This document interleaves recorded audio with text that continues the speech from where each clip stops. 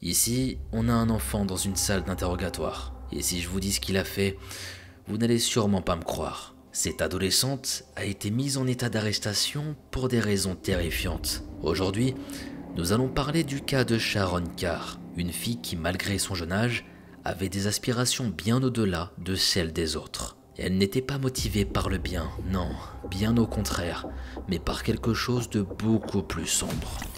On est vraiment en train de parler d'un enfant là? Au lieu de jouer avec ses amis, de jouer à la poupée, de manger des crêpes, non, non, non, non, non, ça va se diriger vers des meurtres. Plus je découvre ces affaires criminelles, plus je vois qu'on n'avait pas du tout, mais pas du tout la même vie. Je vous le dis, l'histoire qui va suivre est flippante. On est loin d'une enfance classique. Très très loin. Alors je vais vous demander de vous accrocher et de rester jusqu'à la fin pour bien comprendre tous les détails. N'hésitez pas à partager cette histoire avec vos proches et à la liker pour plus de contenu de ce genre. Maintenant, sans plus attendre, éteignez votre lumière, installez-vous bien et laissez-vous emporter par ma voix.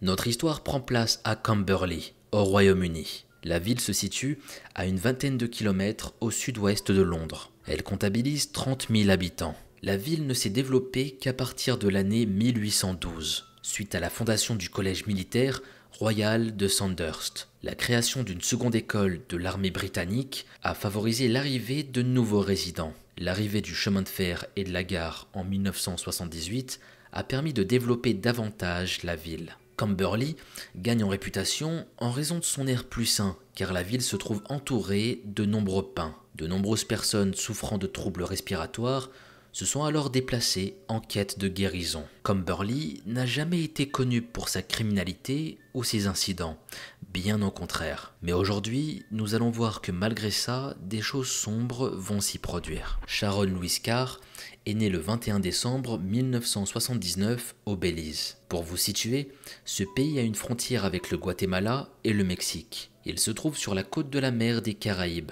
où se trouvent entre autres la Jamaïque et Cuba. Le père biologique de la jeune fille est alcoolique et violent, ce qui a conduit à la séparation avec sa mère. Elle évolue au milieu de 3 frères et sœurs, tous nés de pères différents. Sa mère est particulièrement violente envers ses enfants. J'ai pu lire qu'elle lui avait versé du poivre sur les parties génitales afin de la punir. Qu'est-ce que c'est que cette affaire encore? On est déjà sur des choses très sombres. Ça commence déjà très mal avec une mère horrible. Comment tu veux que ça se termine bien avec des gens aussi détraqués? Enfin bref. La mère de famille est également une fervente pratiquante de la magie noire. Il lui arrive de participer à des rituels où des animaux sont tués. Le couple n'est pas heureux ensemble et la séparation est inévitable. La mère de Sharon fait alors la connaissance de George Carr. L'homme exerce dans la Royal Army Medical Corps et il sert alors au Belize. Un couple se forme entre les deux, puis ils vont se marier. Sharon, qui est une petite fille, porte par la suite le nom de famille de George. En 1986, alors que Sharon est âgée de 7 ans, la famille déménage au Royaume-Uni. La famille pose ses valises à Camberley.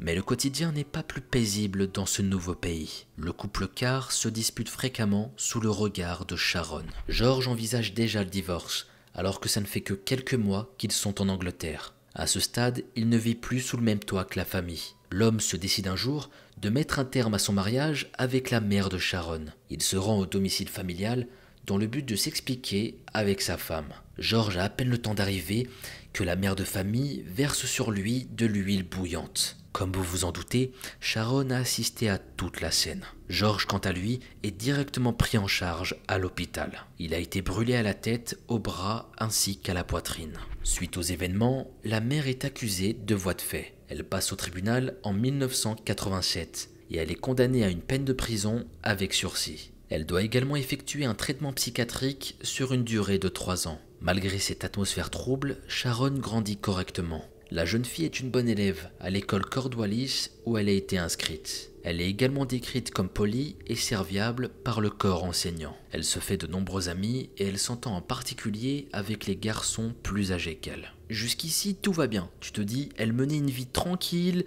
elle se fait des petits amis, ils s'amusent ensemble.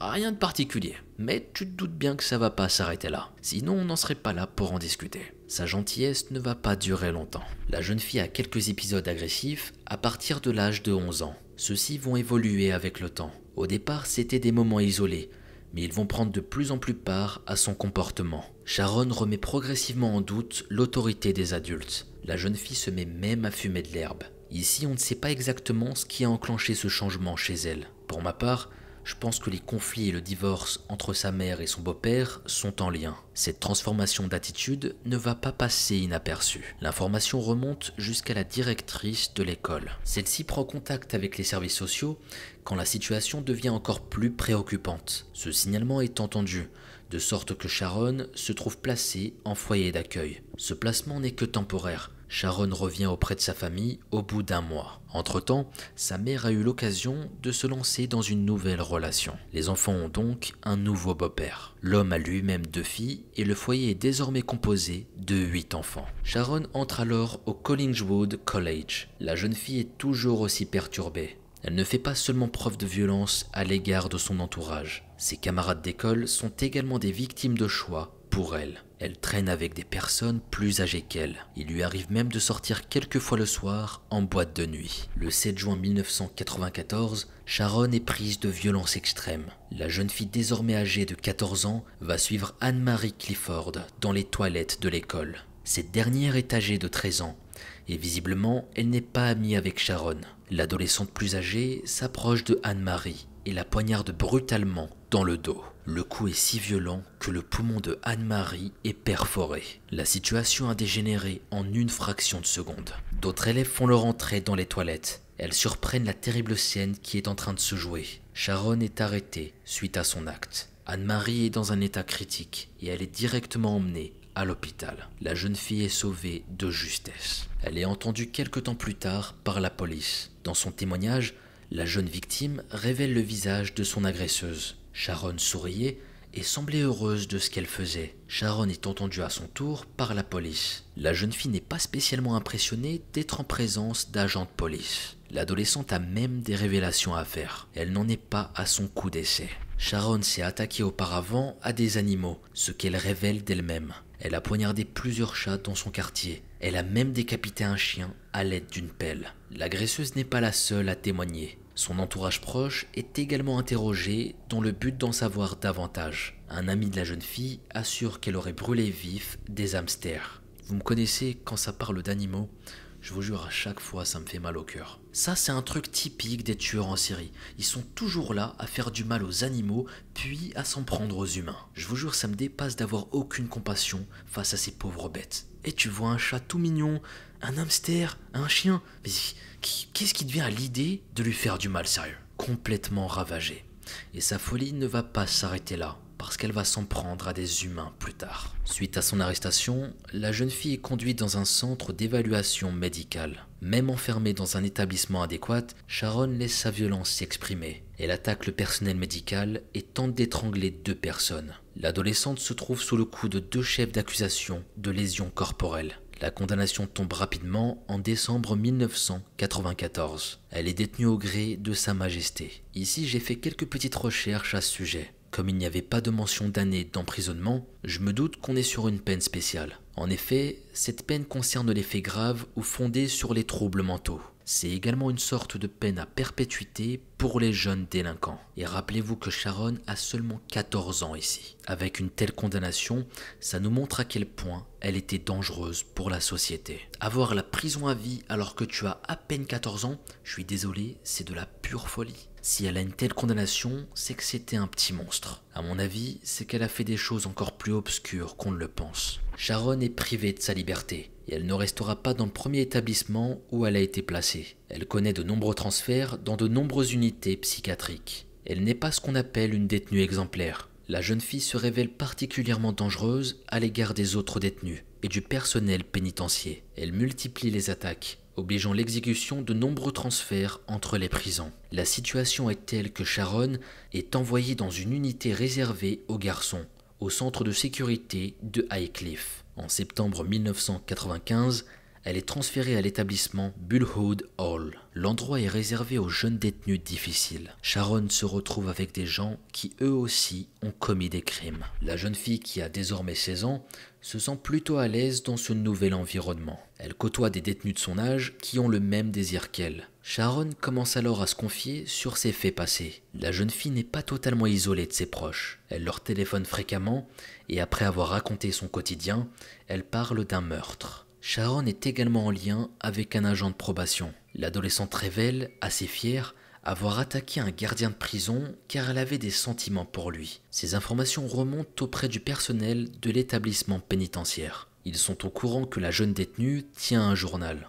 Si elle parle aussi facilement d'un meurtre, elle en a certainement fait mention à l'écrit. La direction de la prison prend la situation au sérieux. La police est contactée afin de tirer les choses au clair. Les policiers récupèrent les écrits et les dessins de la jeune fille. Ils sont allés jusqu'au domicile de sa mère également, pour intercepter d'anciens journaux intimes. Sharon retranscrit toutes ses pensées dans son journal intime. Le carnet révèle les terribles pensées de sa détentrice. L'adolescente y a inscrit les choses suivantes. « Je suis née pour être une meurtrière. Tuer, pour moi, c'est très important. Et ça m'élève tellement que je ne veux jamais descendre. Chaque nuit, je vois le diable dans mes rêves, parfois même dans mon miroir. Mais je me rends compte que c'était juste moi. » Sharon parle d'un meurtre au fil des pages. Un meurtre qui est décrit en détail. L'adolescente est même très précise dans ses propos. Les blessures sont si graphiques que Sharon ne peut pas les avoir inventées. Tout ce qu'elle a dit dans ce carnet est réel. Elle fantasme sur ce qu'elle a fait et ce qu'elle pourrait faire à l'avenir. Quand elle ne parle pas de cet acte cruel, elle dessine des couteaux. Les autorités sentent que la piste est intéressante. Elles tentent de regrouper les éléments à leur disposition avec des meurtres du secteur. De nombreuses recherches sont nécessaires afin de déterminer qui est la victime dont parle Sharon. Après quelque temps, le meurtre irrésolu de Katie Radcliffe semble être la clé. Cette jeune apprentie coiffeuse de 18 ans a été tuée en juin 1992. Son corps, touché par de nombreux coups de couteau, a été retrouvé peu après sa mort à Farnborough. La ville n'était pas très loin du lieu de résidence de Sharon avant son interpellation. Le journal de Sharon entre ses mains, la police n'a qu'à faire un comparatif avec le meurtre. Le dossier d'enquête de Katie Radcliffe comporte tous les éléments récoltés à l'époque. Le rapport médico-légal traduit l'horreur de ce que la victime a subi. Katie a eu les vêtements et les côtes arrachées par les coups. La jeune femme a également été atteinte au cœur, ainsi qu'aux parties génitales. Les enquêteurs se sont au départ dirigés vers un crime de nature sexuelle. Ils pensaient d'ailleurs que le meurtrier était un homme. Cependant, Katie n'a subi aucune agression intime ou autre. L'enquête s'est trouvée dans l'impasse assez vite malheureusement. En effet, aucune preuve n'a permis d'orienter la police vers des suspects potentiels. Et je n'ai pas eu de confirmation de la cause de la mort de Katie. Je suppose que c'était dû à l'hémorragie, voire même à un arrêt cardiaque suite au choc de l'attaque. Par la suite, Sharon est interrogée. Elle fait mention d'un meurtre à plusieurs reprises, mais ça ne colle pas à ce qu'on lui reproche. À aucun moment, elle n'a été mise en centre pénitentiaire pour meurtre. La jeune fille est uniquement connue pour des faits d'agression et plusieurs tentatives de meurtre. Depuis Anne-Marie Clifford, d'autres personnes ont vécu les attaques de Sharon derrière les barreaux. Les détectives de police se servent du journal de la jeune détenue. Celle-ci y inscrit des passages graphiques qui sont en lien avec la mise à mort de Katie Radcliffe. Sharon fait même mention d'un bracelet de la victime qu'elle a volé sur son corps. Ces détails n'ont jamais été rendus publics. L'adolescente avoue alors son crime. C'est bien elle la responsable de la mort de Katie. Mais dans ce meurtre, elle n'était pas seule. Elle se trouvait en présence de deux amis dans une voiture. La jeune délinquante revient sur les événements ayant mené au meurtre. Il lui arrive même de rire quand elle revient sur certains éléments. Suite à ça, une reconstitution du meurtre a lieu. La jeune fille est filmée, tandis qu'elle reproduit les actions ayant conduit à la mort de sa victime. Ici, il est temps pour moi de faire la transition avec le récit du meurtre. Je vais vous le raconter tel que je l'ai compris, et aussi comment Sharon l'a raconté aux détectives. Donc suivez-moi, on va faire un retour dans le passé. Les faits se déroulent 2 années, jour pour jour, avant l'attaque contre Anne-Marie Clifford. Le 7 juin 1992, au petit matin, la jeune fille se trouve en présence de 2 amis en voiture. Sharon a passé la soirée au Ragamuffins de Camberley.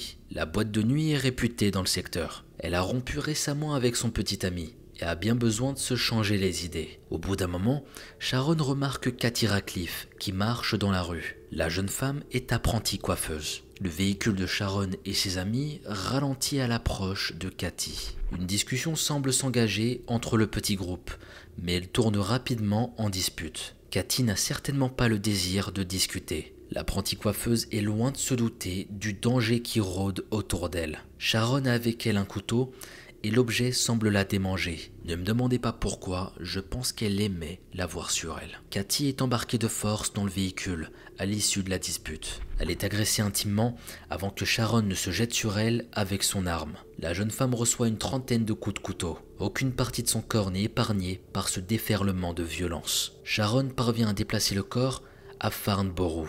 Arrivée dans un secteur un peu isolé et éloigné de la scène de crime, Cathy est jetée derrière un mur. Sharon a eu le temps de dépouiller sa victime de ses biens. Elle retire des affaires, dont des bijoux que portait Cathy. Elle va les voler sans scrupule et ensuite elle quitte les lieux. L'adolescente reprend le cours de sa vie, comme si de rien n'était. Le corps de Cathy est découvert quelques heures plus tard par un groupe de garçons. En parallèle de ces faits, Sharon poursuit sa vie. Comme vous l'avez compris, sa violence gagne en intensité. Elle est connue pour mener un peu la vie dure à ses camarades, et ce même au-delà du raisonnable, à tel point qu'elle se fait exclure 2 jours de l'école. Une pulsion demeure toujours chez elle. Ce désir la pousse à attaquer sa camarade à l'école. Et vous connaissez la suite. Revenons aux événements après les aveux de Sharon. Le témoignage de Sharon dure 27 heures au total. Pendant cette longue période, elle a le temps de modifier 3 fois sa version des faits. C'est dans les 2 premières qu'elle a fait mention de 2 complices. Les enquêteurs se sont rapprochés des 2 individus présents lors du décès de Cathy. Les 2 suspects fournissent un alibi pour le jour du meurtre. Cela permet à la fois de les écarter, mais d'intensifier le mystère autour de l'affaire.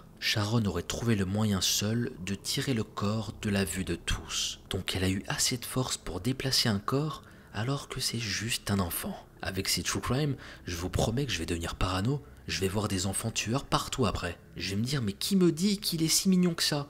Et on sait pas, on sait jamais. Non, plus sérieusement, ça fait peur, mais ça reste quand même un cas rare. Très très rare, j'ai envie de dire. Désormais, Sharon ne se cache plus. Elle parle librement de son crime au personnel pénitentiaire. Elle fait d'ailleurs de nouvelles révélations aux enquêteurs en janvier 1996. Sharon est officiellement accusée du meurtre de Cathy en mai 1996. 4 ans après avoir tué sa victime, la détenue écrit dans son journal la phrase suivante. « Respect à Cathy Radcliffe, il y a 4 ans aujourd'hui. » C'est là qu'on voit à quel point c'était un jeu pour elle. Elle s'en foutait complètement d'avoir fait tout ça. À vrai dire, on ressent aucun remords de sa part.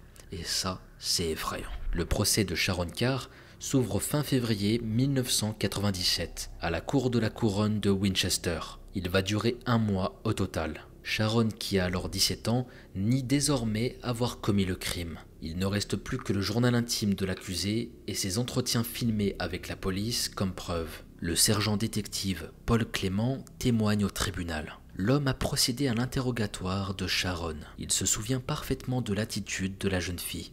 Il dira les choses suivantes. « C'était presque comme si elle était dans un autre monde. Ce qui me reste à l'esprit quand je lui parle, c'est la froideur. La plupart des gens que vous interrogez montrent un certain sentiment quant à la raison pour laquelle ils ont fait ce qu'ils ont fait. Mais avec elle, il y avait une absence totale d'émotion et de raison. » La mère de Cathy, Hélène, est également présente au tribunal. C'est l'occasion pour elle de parler de sa fille. Elle parle de Cathy en des termes positifs. La jeune femme était confiante et répétait souvent à sa mère qu'elle n'avait pas besoin de s'inquiéter pour quoi que ce soit. Cathy était une jeune femme joviale qui vivait un quotidien normal. La mère de la victime a du mal à se tirer de ce désespoir. Elle pense d'ailleurs qu'elle portera le fardeau de la disparition de sa fille jusqu'à sa mort. Le jury ne mettra que quelques heures pour parvenir à un verdict unanime. Sharon est reconnue coupable de meurtre le 25 mars 1997. Elle est condamnée à la prison à vie. Ce verdict fait d'elle la plus jeune meurtrière du Royaume-Uni. Le juge Scott Baker ne mâche pas ses mots à l'égard de la jeune accusée. Il déclare les choses suivantes. « Ce qui est clair, c'est que vous aviez un motif sexuel pour ce meurtre. Et il est évident à la fois pour la façon brutale dont vous avez mutilé son corps et par les inscriptions effrayantes que vous avez faites dans votre journal intime que le meurtre, comme vous l'avez dit, vous excite. Un psychologue, Gordon Tressler, a admis la complexité du crime. Si les enfants tueurs ne sont pas des cas isolés, ils s'en prennent généralement à d'autres enfants. Sharon s'est tourné vers une jeune femme plus âgée, avec violence. Il assure également que sa dangerosité n'était plus à prouver. C'est une personne extrêmement dangereuse, parce qu'elle est clairement prête à tuer sans motif adéquat. Cela rend sa conduite très imprévisible et très dangereuse. Elle est un grand danger pour la société. Sharon est conduite en prison. Le comportement de la jeune fille est toujours aussi difficile. La détenue est toujours là à s'attaquer aux autres. Après des années derrière les barreaux, Sharon Carr est désormais âgée de 44 ans. Elle effectue sa peine au HMP Bronzefield, dans le sud-ouest de Londres depuis 2021. La détenue aura passé le tiers de sa vie en prison.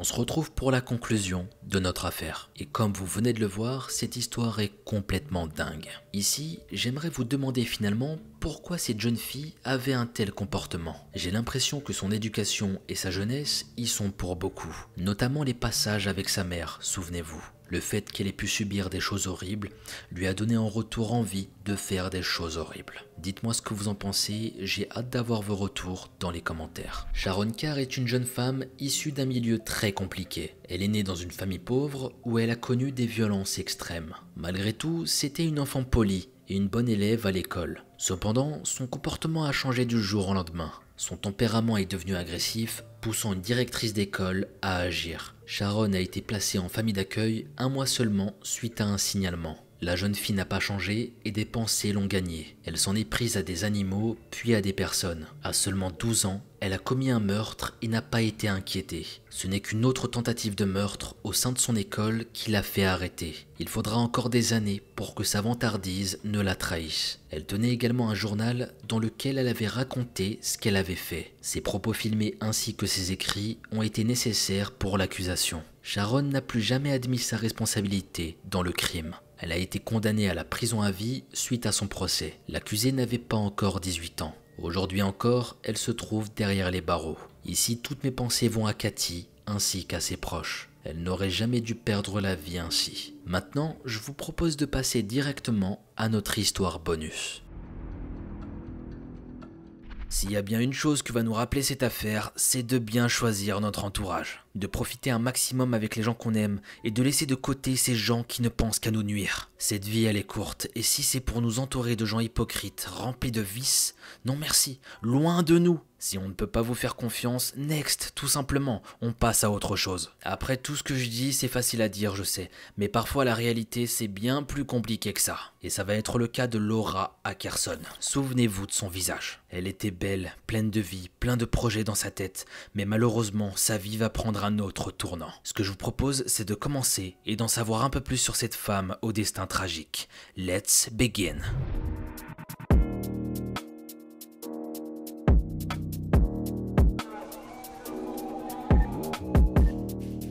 Laura Ackerson est née le 30 avril 1984 à Hastings, dans le Michigan, aux États-Unis. En 1996, lorsqu'elle a 12 ans, ses parents Roger et Brenda divorcent. Elle déménage alors avec sa maman dans l'Iowa. Là-bas, tout se passe plutôt bien. Elle suivra une scolarité normale et sans encombre. Elle a une grande famille avec 6 frères et sœurs. Jason, Erin, Ryan, Daniel, Jennifer et Heather. Laura et sa famille déménagent souvent, jusqu'au jour où elle décide de partir seule en Caroline du Nord. Elle avait un frère qui habitait là-bas, ce qui faciliterait son arrivée et surtout ce qu'elle voulait, c'était tout recommencer à zéro. Donc par ses propres moyens, elle s'installe dans la ville de Kingston. Elle aimait beaucoup l'art et le marketing et elle finira par devenir designer graphique. Juste avant ça, et alors qu'elle venait d'arriver en ville, elle rencontre un certain Grant Ace en 2007. Grant travaillait ce jour-là, il était musicien dans un bar. D'ailleurs, il avait aussi une chaîne YouTube, Monsieur Grant Has. Mais ses revenus n'étaient pas suffisants.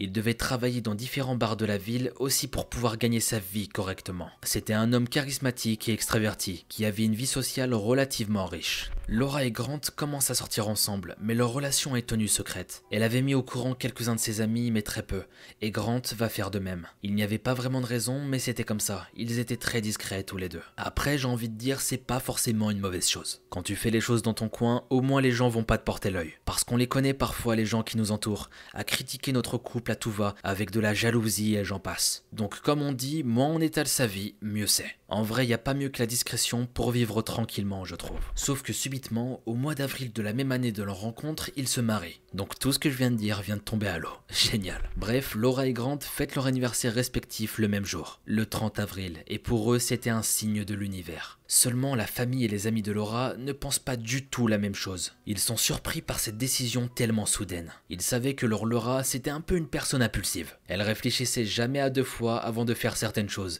et là, se marier, c'en était de trop. Ils n'approuvaient pas ce mariage et n'étaient pas heureux de la nouvelle. Mais malgré ça, on la laissera faire, du moment qu'elle était heureuse, c'était le plus important. Le temps passe et Laura et Grant vont avoir deux beaux enfants, Grant Jr. et Gentle Ace. En 2008, peu après la naissance de leur fils aîné Grant Jr., Laura demande de l'aide à ses parents. À ce moment-là, elle venait d'apprendre qu'elle était enceinte de Gentle. Au passage, je vous avoue que j'ai jamais entendu un prénom pareil, Gentle.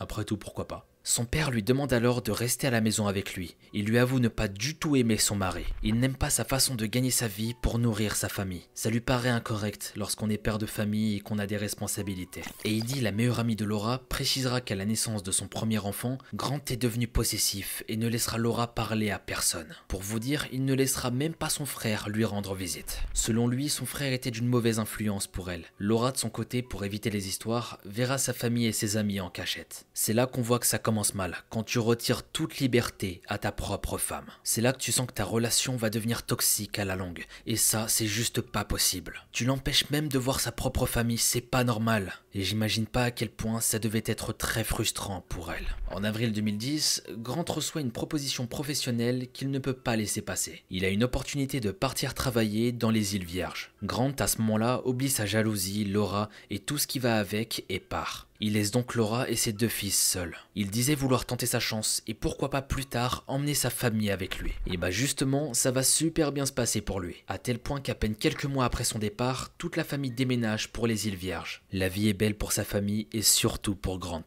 Il a sa femme, ses enfants, un bon job et bientôt il va faire connaissance avec sa maîtresse, une certaine Amanda Barrett. Amanda était une actrice frustrée et riche. Grant au début était content d'avoir ce contact dans son répertoire. Elle pouvait lui ouvrir certaines portes. C'était une amie qu'il considérait très chère à ses yeux. Jusqu'au jour où Laura reçoit une enveloppe dans sa boîte aux lettres, dans laquelle il y avait une photo de Grant et Amanda, à ce qui ressemble à un mariage. Sur le dos de la photo, on pouvait y lire une note manuscrite. Laura: nous n'avons jamais été mariés parce que je n'ai jamais signé les papiers. Hors d'elle, elle ressort immédiatement son certificat de mariage et elle s'aperçoit qu'effectivement, cet enfoiré de Grant n'avait jamais signé le document et elle n'avait jamais été Madame Ace. Tout n'était qu'un leurre, une vaste blague. Dans la colère, elle emballe ses affaires, celles de ses fils et décide de quitter la maison familiale. Le temps confirmera la photo qu'avait reçue Laura. Grant et Amanda s'étaient bien mariés ensemble et ils ont décidé de déménager en Caroline du Nord, près de Laura et de ses enfants. Commence alors la grande bataille pour la garde des enfants entre Laura et Grant.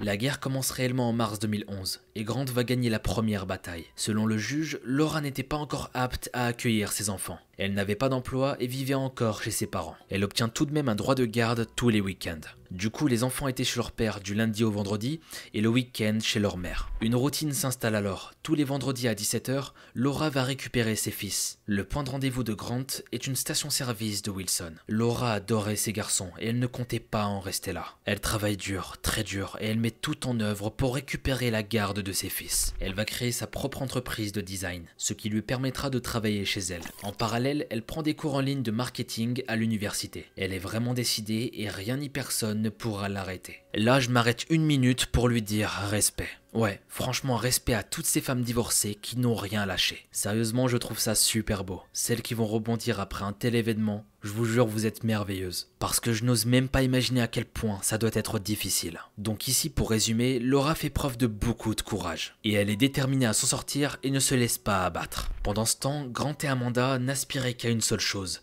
éjecter Laura de leur tableau de famille. En réalité, ils voulaient déménager à New York pour faire évoluer la carrière musicale de Grant. Mais tout ça était un secret bien gardé par le couple. Pour la garde des enfants, Laura et Grant verront différents psychiatres et psychologues. Grant insistera sur le fait que Laura était instable mentalement. Et quant à elle, elle dira que Grant abuse de substances illicites. Bref, les deux se jettent la balle et ça n'en finit pas. Mais cette année 2011 se présentait plutôt bien pour Laura. Elle avait trouvé un appartement, monté sa propre société et elle avait bien avancé dans ses projets. Elle profitait pleinement de son indépendance et elle décide d'ouvrir 2 business. En plus de celui qu'elle a, mais cette fois-ci dans le marketing. Elle voit de plus en plus ses enfants, tout lui sourit. L'audience pour la garde des enfants était prévue le 15 août. Tout se profilait parfaitement et Laura avait confiance en son avenir. Grant, lui, est beaucoup moins serein. Il sait que si Laura obtient la garde de ses garçons, il devra payer une pension alimentaire et ce n'est vraiment pas le moment. Il vient d'avoir une petite fille avec Amanda et tout ça lui rajoutait des frais. Et s'il y a des frais en plus, il va être obligé de décaler son projet et de partir à New York.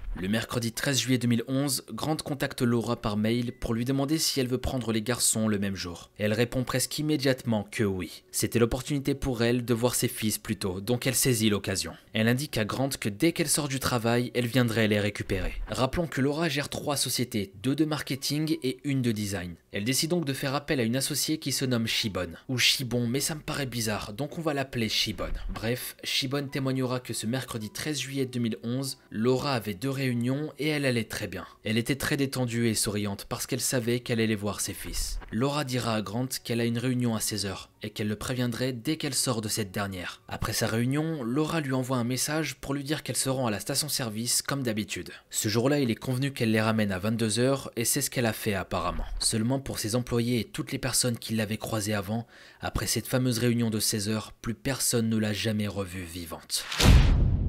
Shibon tentera de la contacter sur son téléphone après plusieurs reprises, sans succès. Le fixe de la maison, pareil, rien. Aucune réponse. Elle n'arrive pas à la joindre et ce n'est pas du tout dans les habitudes de Laura. Shibon, le soir même, comme à son habitude, tentera de joindre Laura pour lui communiquer les chiffres de vente du jour. Mais comme je l'ai dit, c'était sans succès. Laura ne répond pas au téléphone. Là, ça commence à devenir de plus en plus inquiétant. Le jour suivant, Shibon retente de joindre Laura par mail cette fois, mais elle ne répond toujours pas. Elle se dit que peut-être elle est en panne quelque part et sans batterie sur son téléphone. Elle s'imagine tout et n'importe quoi. Grant, de son côté, lui envoie un message pour lui dire qu'elle pourrait avoir ses enfants toute la semaine si elle le voulait. Amanda et lui devaient partir voir la sœur de celle-ci, mais il fallait qu'elle réponde afin qu'ils puissent s'organiser de leur côté. Mais ce message restera sans réponse de la part de Laura. Le 15 juillet, 2 jours après la disparition de Laura, Shibon décide de se rendre à son appartement pour voir s'il n'y a pas eu de problème. En arrivant sur place, elle s'aperçoit que la voiture de Laura n'est pas à sa place de parking habituelle. Et si la voiture n'est pas là, Laura a forcément son portable.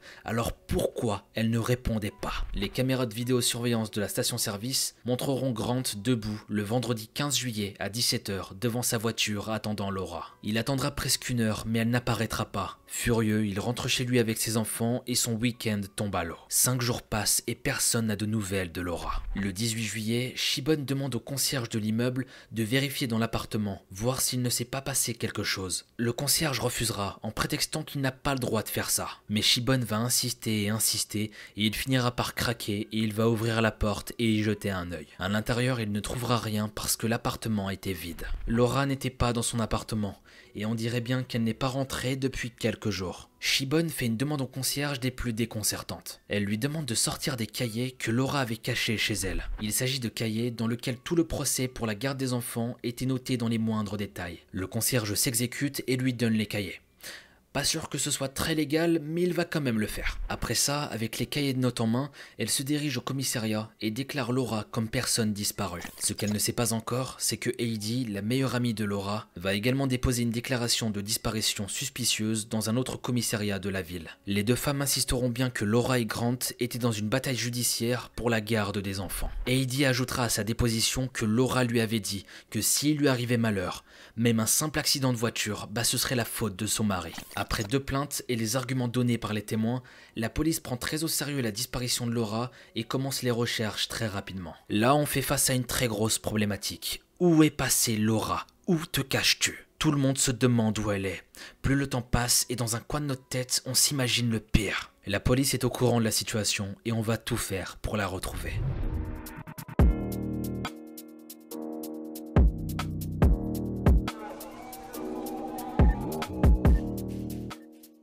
Les enquêteurs commencent par se rendre au domicile de Laura. Ils se rendent compte que rien n'a bougé depuis des jours. Les caméras de sécurité de son immeuble la montreront sortant du bâtiment vers 10 h du matin, le mercredi 13 juillet. Son dernier appel fut passé avant 17 h et la dernière géolocalisation de son téléphone indique qu'elle était proche du centre commercial, pas loin de là où vivait Grant. Selon son GPS, elle se dirigeait tout droit vers la station-service. Les enquêteurs appellent Grant et tout se passe très bien. Il va raconter tout ce qu'il sait. Il a vu Laura le 13 juillet à 17 h pour récupérer les enfants. Elle les a ramenés à 22 h comme prévu et depuis plus de nouvelles. Pourtant, il précise bien qu'il a attendu presque 1 heure avec les enfants. Il dira aussi avoir essayé de la joindre par téléphone et par mail, mais sans succès. Ses relevés semblent confirmer ses dires, tout semble normal. Mais quelque chose me dit qu'il y a quelque chose de bizarre derrière tout ça. Les enquêteurs demanderont à Grant de se déplacer au commissariat afin d'avoir sa déposition. Grant refusera catégoriquement. Les enquêteurs insistent et Grant finit par leur promettre d'envoyer sa déclaration par voie postale. Seulement, cette déclaration n'est jamais arrivée au commissariat. Pendant ce temps, les enquêteurs recherchent également la voiture de Laura, une Ford Focus blanche de 2006. La voiture est retrouvée dans un parking d'une résidence. Elle sera expertisée mais ne révélera aucun indice ni aucune preuve de ce qui a bien pu se passer. L'endroit où a été retrouvée la voiture n'évoque rien à personne non plus. Il ne semble n'y avoir aucun lien entre Laura et ce lieu, sauf que... Après quelques recherches, les enquêteurs vont se rendre compte d'une chose. Il s'agissait de la résidence où habitaient Laura et Grant quand ils ont eu leur premier appartement avec leur enfant. Et ça semblait bizarre. En tout cas, cette résidence est proche du domicile de Grant et Amanda, donc on pourrait se poser des questions. L'enquête avançait petit à petit et les enquêteurs remarquaient que Grant ne voulait pas coopérer. Ils entreprennent de localiser son téléphone et c'est là qu'ils se sont aperçus qu'il avait quitté la Caroline du Nord. Il se trouvait dans le Texas, très probablement chez la sœur d'Amanda, puisque c'est là qu'elle habitait selon les mails de Grant. C'est là qu'il devait aller. La police a un premier motif d'arrestation pour Grant, la violation de ses droits de garde. Il n'avait pas le droit de quitter son état de résidence sans accord écrit de la mère des enfants. Le deuxième motif est l'enquête aussi en cours pour la disparition de son ex-femme. La police va le chercher et demande un mandat de perquisition pour fouiller sa maison. C'est la dernière personne à avoir vu Laura vivante. La police sait qu'il faut impérativement perquisitionner la maison de Grant, ça devenait urgent. La police finit par obtenir le mandat de perquisition et se rend au domicile de Grant. Ils ouvrent la porte et une forte odeur de chlore s'échappe de l'appartement. Là, je peux vous dire que ça sentait pas bon du tout pour cet homme. Plus l'enquête avançait, plus nos craintes se confirmaient. On est sur le point de découvrir quelque chose de très sombre. La police, en observant la moquette, observe une grosse trace au sol, comme si on y avait traîné quelque chose de lourd. Il manquait un rideau à l'une des fenêtres avec la tringle correspondante. Pourquoi tout ce désordre? Qu'est-ce qui s'est passé, bordel? Ce qui marqua le plus les policiers, c'était l'odeur de chlore. C'était intense et ça prenait au nez et aux yeux. Dans la chambre principale, les draps ont été enlevés du lit et jetés dans un des placards de cette même chambre. Les draps avaient de toutes petites taches rougeâtres. Les policiers passent la pièce au luminol pour détecter les traces de sang, mais rien. Aucun résultat. La police ne peut rien prouver. Ils n'ont pas trouvé un seul cheveu de Laura dans cette maison. Aucun indice pour le moment. Un enquêteur retrouve une lettre rangée dans un meuble du salon. Cette lettre mentionnerait le fait que Laura abandonne toute bataille judiciaire pour la garde de ses enfants contre la somme de 25 000 $. Elle céderait donc totalement la garde de ses fils pour la somme de 25 000 $. Ça paraît peu plausible. Cette lettre est datée bizarrement du 13 juillet 2011. Comme par hasard. Une expertise graphologique a été demandée pour ce document, mais les experts n'ont pas pu confirmer qu'il s'agissait bien de la signature de Laura. Alors la famille et les amis de Laura vont témoigner. Ils crieront tout l'amour que Laura vouait à ses enfants, et qu'elle n'aurait jamais laissé ses petits qu'elle aimait tant, même pour tout l'argent du monde. Son père dira que cette lettre date d'au moins 1 mois avant le jugement. Il n'y croira pas du tout. Pour lui, c'est un crime très bien pensé et très bien organisé. La police n'arrivant pas à trouver ni Amanda ni Grant, elle se tourne vers Karen, la sœur d'Amanda. Karen va dire aux policiers qu'elle les a vus débarquer avec un gros camion de location. Le camion était rempli de plein de meubles et ensuite ils vont lui poser des questions. Est-ce qu'il y a des locations disponibles dans le coin? Est-ce que les gens étaient sympas? Est-ce qu'ils aimaient la musique? Mais surtout ils lui demandèrent des informations sur le lac qui était proche de chez elle, si elle connaissait la profondeur. Là, la question est vraiment bizarre. À quel moment tu demandes la profondeur du lac qui est juste à côté? C'est vraiment, mais vraiment spécial. La question est juste improbable. Jamais tu demandes une chose pareille.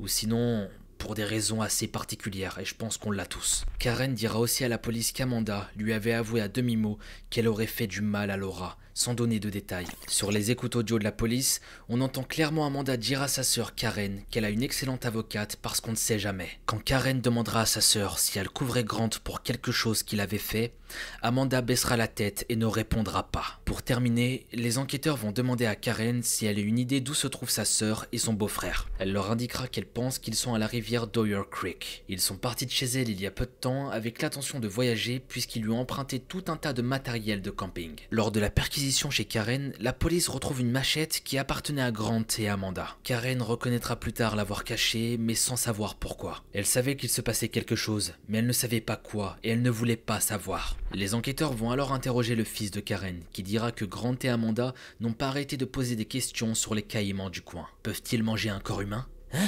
Ils sont complètement perchés. Mais toutes ces questions bizarres, c'était plus Amanda, parce que Grant, lui, posait des questions sur la rivière principalement. Est-ce qu'il y a beaucoup de passages? Est-ce que la police vient souvent dans le coin? Les policiers se rendent donc à Dwyer Creek, et ce qu'ils vont y découvrir est tout simplement horrible.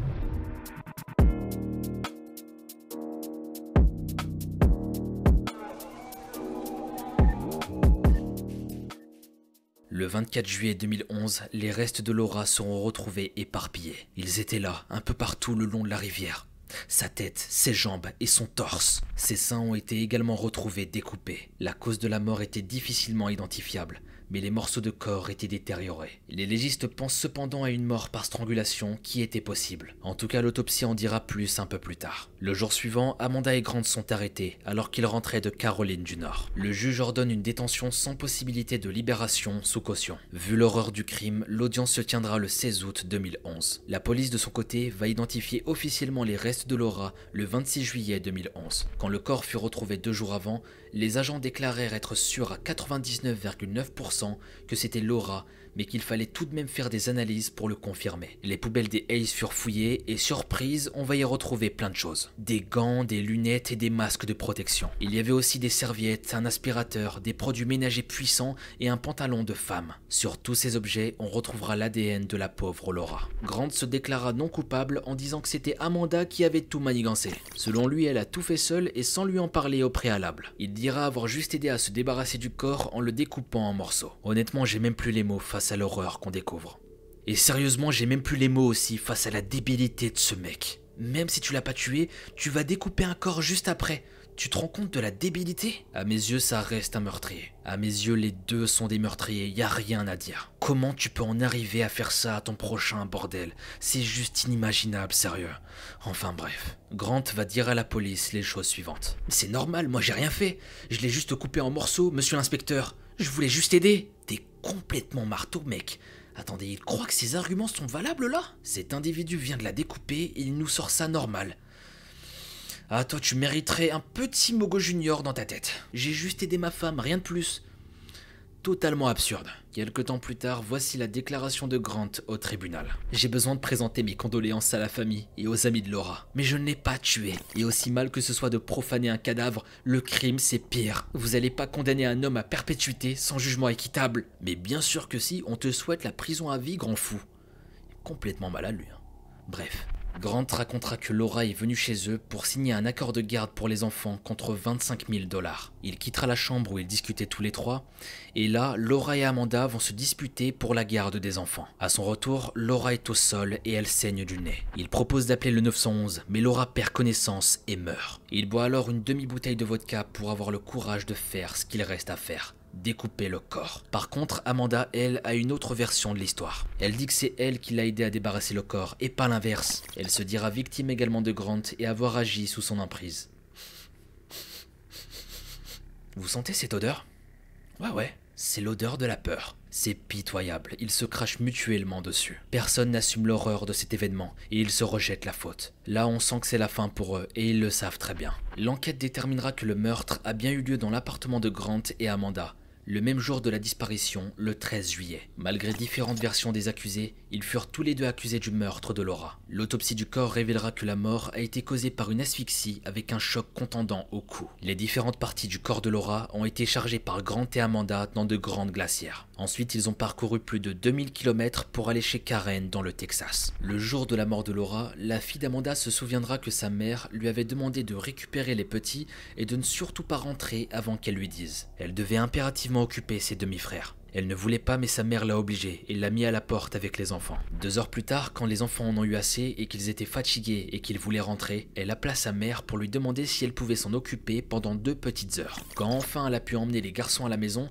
un camion de déménagement a été garé juste devant. Le camion est en cours de remplissage. La fille qui ne comprend rien à ce qui se passe demande alors à sa mère des explications. Amanda lui répondra simplement qu'ils allaient déménager chez les grands-parents de Ace, mais rien de plus. Ils ont pris la route et voilà. Lors du procès, il sera démontré que les 2 suspects ont essayé de se débarrasser du corps en Caroline du Nord. Ils avaient acheté un acide pour désintégrer le corps de Laura. Un ticket de caisse du 19 juillet les aurait trahis, ainsi qu'une vidéo où on voit Amanda charger des bidons d'acide dans son pick-up. Grant se justifiera en disant qu'il avait besoin de faire la plomberie et que c'était pour déboucher des tuyaux. Lui, il sait vraiment pas mentir. J'ai l'impression qu'il va dire des conneries jusqu'au bout parce qu'il ne pourra jamais assumer. C'était évident qu'il avait peur de sa sentence après tout ce qu'ils ont fait. Le couple pensait qu'avec l'acide, il pourrait se débarrasser du corps d'une façon efficace et rapide, mais il se trompait. Et vu que la disparition du corps prenait plus de temps que prévu, il passe au plan B, découper le corps et le jeter aux caïmans. Grant dira qu'il jetait des morceaux dans le lac et qu'au fur et à mesure des caïmans s'approchaient. C'était effrayant. Certains restes ne seront pourtant pas mangés et seront repêchés intacts. La tête fut rapidement retrouvée à 50 mètres de la maison de Karen. On retrouvera chez Grant et Amanda une chanson écrite par Grant qui prend tout son sens au procès. Maman de mes bébés, ne me parle plus.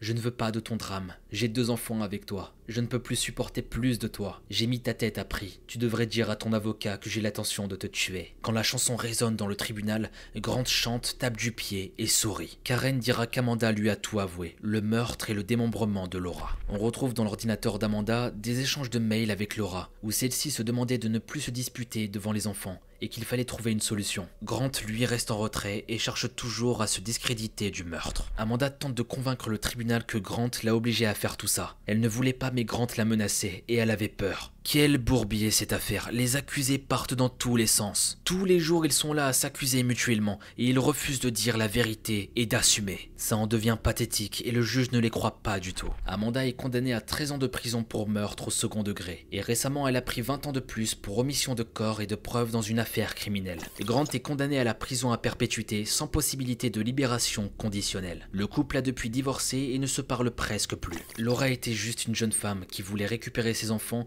et qui travaillait dur pour y arriver. Grant et Amanda lui ont tout enlevé du jour au lendemain. Ses enfants étaient tout pour elle, mais un beau jour ils ont décidé de sauvagement la tuer. Puisse-t-elle reposer en paix. Ainsi se termine l'affaire Laura Ackerson. Elle était tellement pleine de vie. C'est malheureux. On en parle de ces pauvres enfants qui se retrouvent sans personne, sans l'amour de leur mère. J'ai trouvé cette affaire particulièrement triste. Comment tu peux en arriver là, sérieusement? J'aimerais avoir vos avis en commentaire, qu'on puisse discuter sur tout ce qui vient de se passer. J'aimerais aussi qu'on se souvienne de Laura, qu'elle repose en paix. Et j'espère du fond du cœur que ces enfants vont s'en sortir dans la vie, qu'ils vont pouvoir aller de l'avant et ne pas souffrir de tout ça. Sur ce, cette vidéo touche déjà à sa fin et j'attends vos avis avec impatience pour vous lire. Merci à vous d'avoir partagé ce moment avec moi. Et en attendant la prochaine vidéo, ce que je peux vous proposer, c'est de venir sur Instagram pour parler avec moi. Là-bas, vous pourrez comme d'habitude me poser des petites questions et j'essaie de répondre à un maximum de personnes. Mais m'en voulez pas si je vous rate, parce qu'un jour je me suis fait insulter par une personne qui n'a pas reçu de réponse. Et ça m'a donné encore moins envie de lui répondre. Mais enfin bon. Passons. Mogo, oublie pas que t'as pas besoin de vivre, t'es à la disposition de tout le monde. Non mais sérieusement, je crois que j'aurais tout vu dans ma vie. Bref, tout ça pour vous dire, n'hésitez pas à venir et passer de bons petits moments avec moi. Et si vous êtes gentil, peut-être qu'un jour on partagera un petit tacos ensemble. Ça va me faire beaucoup de tacos tout ça. Ouais, je dis pas non. Sur ce, je vous dis à bientôt, c'était Mogota.